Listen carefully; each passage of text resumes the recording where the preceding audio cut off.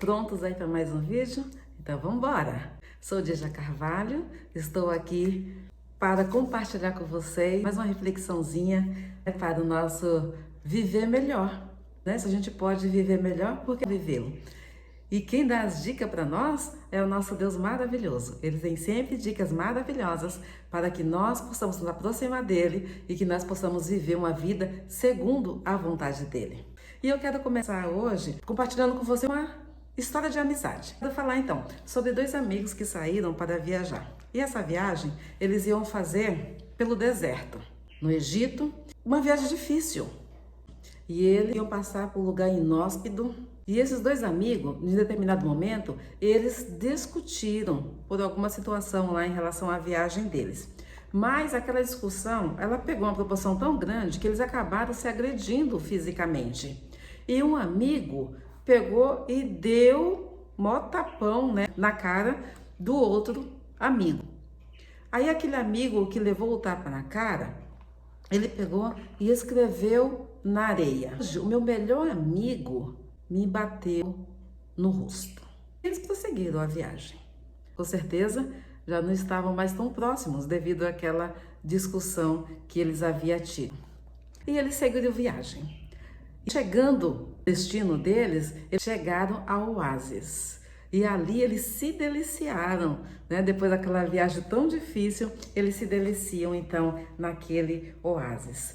E eles partiram para dentro das águas. E que delícia, né? Depois daquela viagem difícil, eles então estavam agora dentro da água para aproveitar aquele momento maravilhoso. Naquela hora que eles estavam na água, o amigo que havia levado o tapa na cara, ele começa a se afogar. O amigo que bateu nele rapidamente foi até ele e, sem pensar, até arriscando a sua própria vida, ele vai e tira esse amigo da água, ele salva este amigo. O amigo que estava ofendido, que foi o que levou o tapa na cara, ele pega um canivete e ele escreve na pedra: hoje o meu melhor amigo salvou a minha vida. Intrigado, aquele que salvou, e que foi o que bateu também na cara do outro, pergunta: por que quando eu te bati, você escreveu na areia? E agora que eu salvei a sua vida, você escreveu na pedra? Sorrindo, o outro respondeu: quando um amigo íntimo nos ofende, devemos escrever na areia, pois ali o vento do esquecimento e do perdão se encarrega de apagar as ofensas. Quando um amigo nos faz algo grandioso, devemos escrever na pedra, cravar na memória e no coração, pois ali nem o vento, nem o tempo poderão apagar as marcas do bem recebido. Moral da história: até os amigos íntimos podem errar em relação a você. Tenha em mente que nenhum ser humano é perfeito. Todavia, o que importa é como você resolve registrar esses momentos.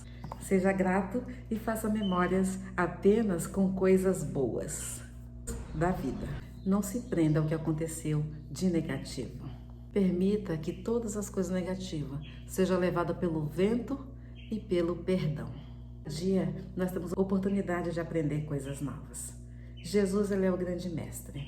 Jesus é que nos ensina a perdoar, nos ensina a entender as coisas de uma forma onde a humildade, o amor, o perdão seja a base de relacionamentos.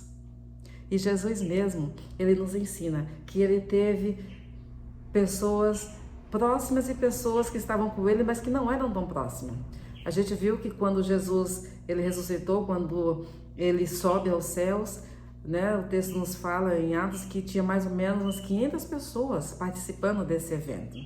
Aí depois a gente vê que Jesus, ele tinha amigos mais próximos, tínhamos um grupo de pessoas mais próximos, que eram os 12 discípulos. E dos 12 discípulos, ele tinha 3 pessoas onde ele tinha intimidade, onde ele compartilhava segredos do coração com essas 3 pessoas, que eram Pedro, Tiago e João. Então, a nossa vida com certeza também não é diferente. Tem pessoas que comem na mesa com você, mas tem pessoas que apenas tomam um cafezinho com você. É natural que seja desta maneira, porque nem todos que estão em volta de nós são realmente os nossos amigos. E Jesus nos mostra isso nitidamente, mas ele também nos mostra que nós temos necessidade de estarmos perto de pessoas que nos amam, de pessoas que podem estar na nossa mesa, que podem estar na nossa casa, podem estar no nosso convívio e podemos até compartilhar intimidades e segredo com tais pessoas. Esse alinhamento que nós fazemos, né, desse ciclo de amizade, a gente pode perceber nitidamente que quando nós colocamos cada amigo na esfera correta, nível de expectativa, ele fica alinhado com possibilidade de erros. Desta maneira, todos vão sofrer menos. Judas, por exemplo, ele estava no meio dos 12. Mas o Senhor não compartilhava segredo com Judas, mas ele estava lá no meio, né? E depois esse mesmo traiu Jesus. Embora que Jesus já soubesse que isso iria acontecer, mas os demais não sabiam que isso ia acontecer, que Judas seria o traidor e que estava no meio deles. Olhando também para Pedro, aquele que disse que não negaria o Senhor Jesus, que estava ali firme com Jesus, aquele que cortou a orelha do soldado, aquele que disse que jamais trairia Jesus, ele também, numa noite só, ele traiu o Senhor Jesus 3 vezes.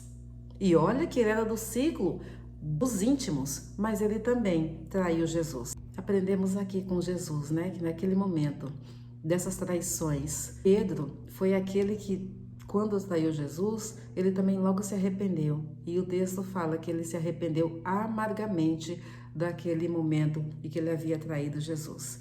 E Jesus, o que ele faz? Ele se aproxima de Pedro e ele restaura aquela amizade com Pedro, porque Jesus ele não tinha nada com Pedro. E Pedro também amava Jesus, mas por um momento, por uma fatalidade, ele então age desta maneira.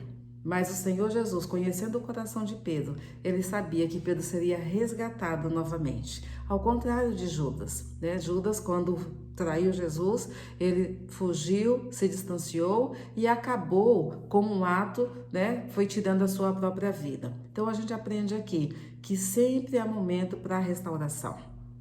Sempre há momento para o perdão. Sempre há momento para voltar a ter comunhão.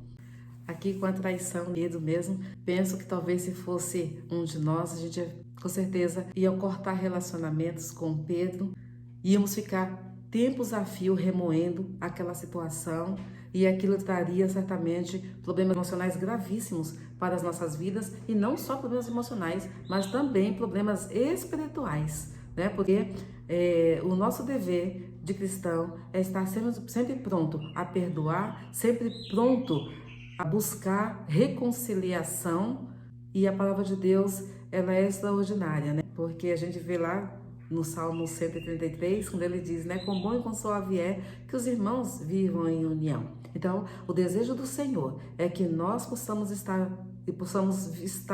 e viver em união uns com os outros, porque isso certamente agrada ao Senhor. E o Senhor Jesus ainda fala com tanta clareza, né? Que nós devemos amar a Deus acima de todas as coisas e amar o próximo como a nós mesmos. E isso não é algo fácil. Por isso que é necessário que nós possamos compreender esse amor que o Senhor tem por nós, para que a partir desse amor que Ele tem por mim, eu também possa expressar esse amor em relação a outras vidas, em relação a outras pessoas, em relação às pessoas que vivem próximo de nós. Porque uma coisa é fato. Quem vai nos ofender é quem está perto de nós. Talvez seja seu marido, seja seu filho, seja seu vizinho, seja um irmão da igreja, seja alguém do teu trabalho, porque quem está longe não sabe que você existe. E se sabe, está muito distante. Mas aquele que está perto, que te conhece, muitas vezes é aquele que vai te atingir. Tem um exemplo que eu escutei há bastante tempo atrás, que diz assim, a pedra que vai te atingir é aquela que é atirada de perto. Porque a de longe ela não chega até você.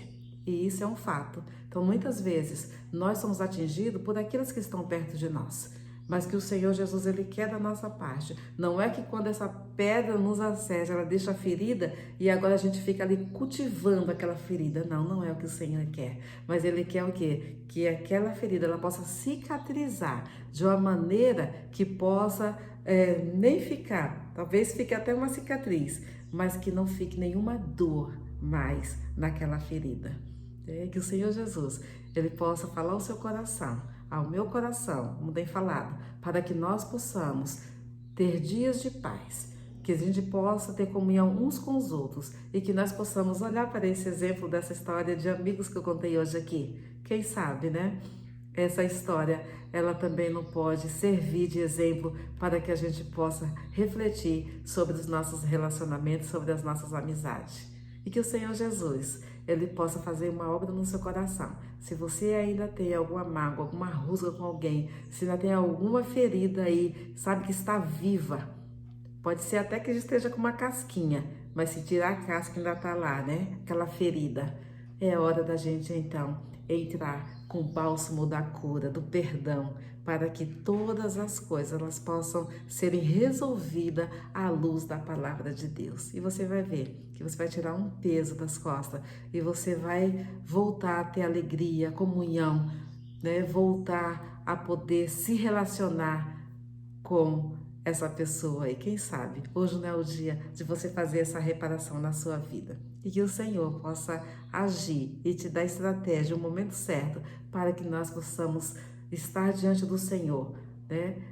Com sinceridade, para que as nossas vidas sejam, nossos atos, nossos pensamentos sejam todos libertos, né, dessa opressão que muitas vezes causa muitos danos em nossas vidas. Nós vamos encerrando por aqui, mas eu ainda quero orar, porque a oração é que move, né, todas as coisas. Então, vamos orar. Te convido a se aquietar um pouquinho aí e eu vou fazer uma breve oração. Querido Deus, eu te dou graças por este momento, porque a tua palavra é tão rica, Senhor. Ó Deus querido, o Senhor deu exemplos tão divinos para nós. Deus amado, o Senhor é a essência do amor, do perdão, da humildade. Ajuda-nos, Senhor, a ser parecido contigo. Ajuda-nos, Senhor Jesus, a resolver as questões das nossas vidas, que às vezes, Senhor, está há anos naquele encalço, Senhor, há anos com aquela situação, ó Deus amado, mal resolvida. Que o Senhor nos ajude, Pai, que o Espírito Santo do Senhor capacite a cada um de nós a estarmos, Senhor, diante do Senhor de uma forma que te agrada, exercitando, ó Deus, o perdão, exercitando a paz, a comunhão uns com os outros. Ajuda-nos, Senhor, e visita cada família, para que também no seio da família o perdão ele possa ser algo prioritário, ó Pai. No nome de Jesus Cristo, Pai, ajuda-nos a amar como Jesus amou.